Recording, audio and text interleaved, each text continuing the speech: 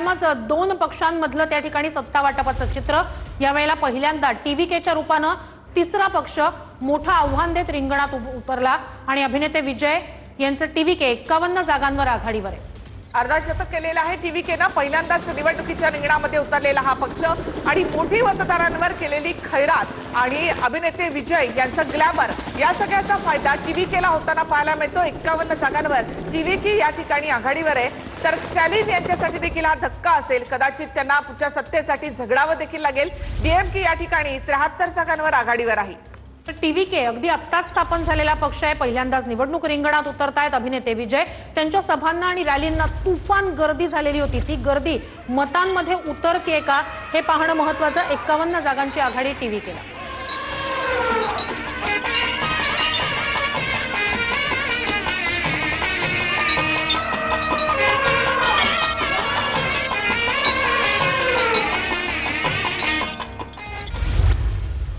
तामिळनाडूमध्ये डीएमके आणि टीव्हीके यांच्यामध्ये आता चुरस या ठिकाणी वाढलेली आहे। डीएमके एक हाती सत्ता मिळवेल असा विश्वास स्टॅलिन यांना होता, मात्र डीएमके 73 तर इथे टीव्हीके 51 जागांवर आघाडीवर आहे, तर एआयडीएमके 32 जागांवर आघाडीवर आहे।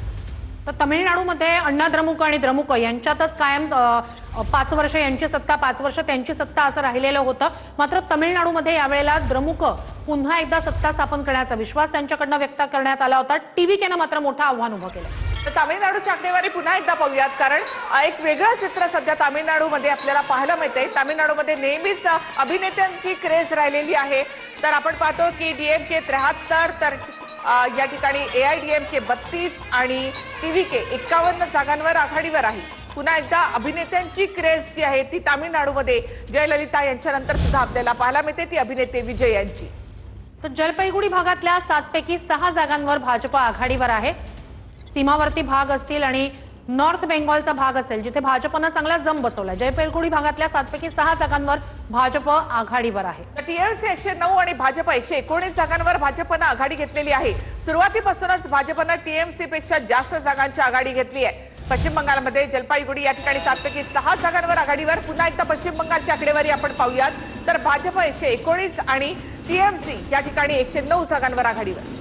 तर मतांमधलं म्हणजे आघाडीतलं अंतर वाढलेलं आहे। काँग्रेस 3 जागांवर आघाडीवर आहे। तर झारग्राम मधल्या सर्व 4 जागांवर भाजपनं आघाडी घेतलेली आहे। पश्चिम बंगालमधल्या झारग्राम या ठिकाणी सर्व जागांवर भाजपची आघाडी। तर पश्चिम बंगालमध्ये ही अक्षरशः काटेकी टक्कर। सध्या 10 जागांचं अंतर आहे तृणमूल आणि भाजपच्या आघाडीच्या या आकडेवारीत। तृणमूल 109 जागांवर आघाडीवर आणि भाजपनं 119 जागांची आघाडी घेतली। पश्चिम बंगालमध्ये डावे आणि काँग्रेस हे देखील वेगवेगळे लढलेले आहेत, त्याचा देखील फटका टीएमसीला बसू शकतो। टीएमसी 109 जागांवर तर भाजप 119 जागांवर या ठिकाणी आघाडीवर आहे। तर